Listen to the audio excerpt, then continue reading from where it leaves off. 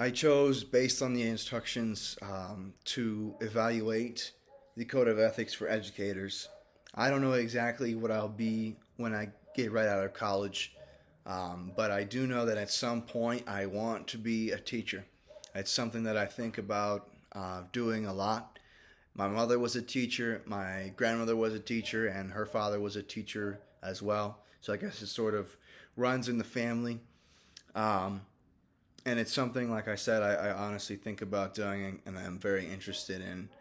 Um, and so, as I evaluate the code of ethics, I'll sort of be speaking from the perspective of someone that already follows that code of ethics. So, it's the educator's responsibility to guide a student in their education into becoming a functioning and an intelligent member of society who can think critically. Students need to realize the value of knowledge, um, and they need to know their own worth. So, to summarize, there's two principles essentially in the educator's code of ethics, and they have various points to each of them. Firstly, there's to be no discrimination of any kind allowed. It's not allowed for in the code of ethics. No basis for discrimination.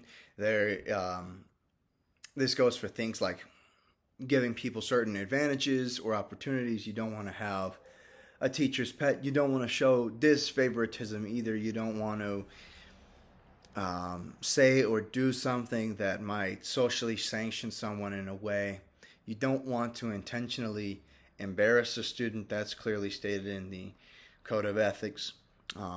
There's to be no distortion of the subject matter relevant to the student's progress. So, what they need to know, the what we teach needs to present a full scope of information according to what is relevant to the subject matter. We should never try to leave out or misrepresent certain facts relating to what we're teaching um, to try to manipulate someone into a certain way of thinking.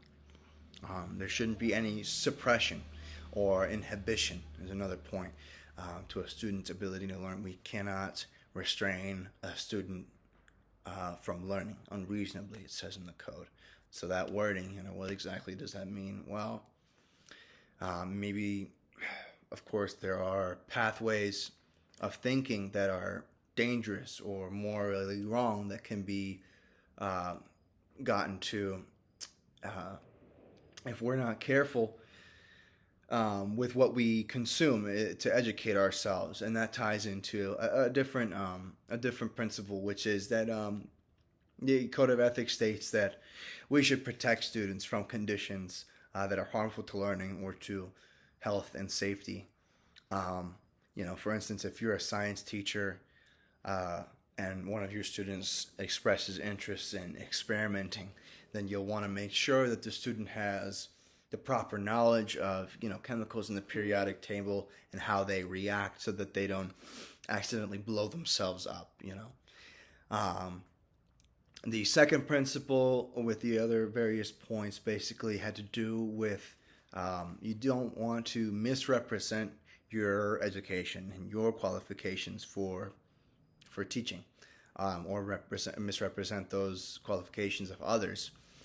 You don't want to disclose information about teachers or students that you learn in your positions. You don't want to use your position as an educator for your own personal advantage. You don't accept bribes and for giving people certain grades, etc.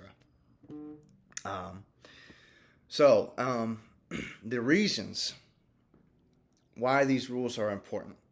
In the preamble for the Educator's Code of Ethics, it states that every human being has worth and dignity, and that the pursuit of knowledge is paramount. So educators must be devoted to excellence, and we must nurture the ideas of democracy.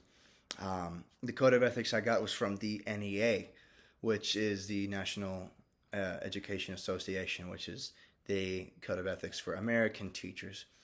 So here, of course, in America, we very highly value democracy very highly. There are ideas and measurements that govern our society, and an educator must equip their students with the knowledge to be able to operate within it.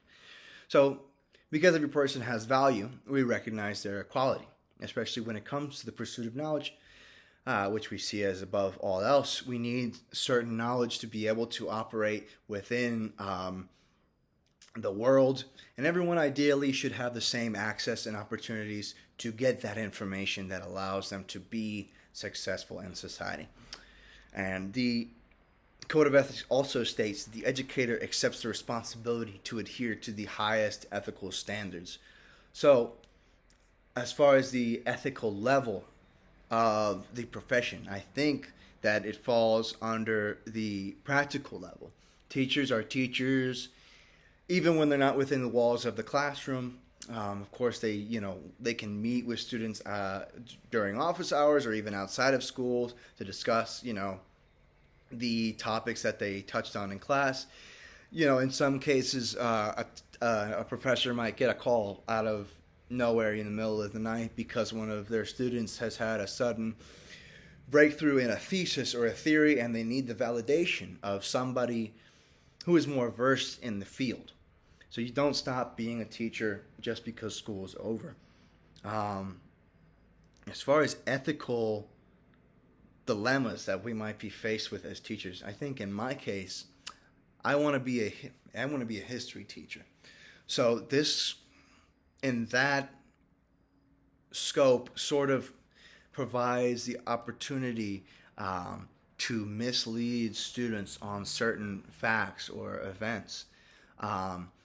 In a way, the teacher controls the narrative of the information that's being presented because they're, of course, the one presenting it. They're the one creating the lesson plan and deciding how or what information is dispersed. So that's why it is an educator's duty to be unbiased and it's our responsibility to be truthful. When we teach our class, we should let students draw their own conclusions based off the information that we present them with. Unless, of course, you're something like a science or a math teacher, which, you would have to be very precise with the formulas and the measurements that you use. What did I learn about the field? I learned that the people in it are called educators. So that is the umbrella term that encompasses teachers and professors and all those other sorts of levels of being an educator. And then also I learned that apparently a lot of teachers that I've had over the years should go back and review the Code of Ethics.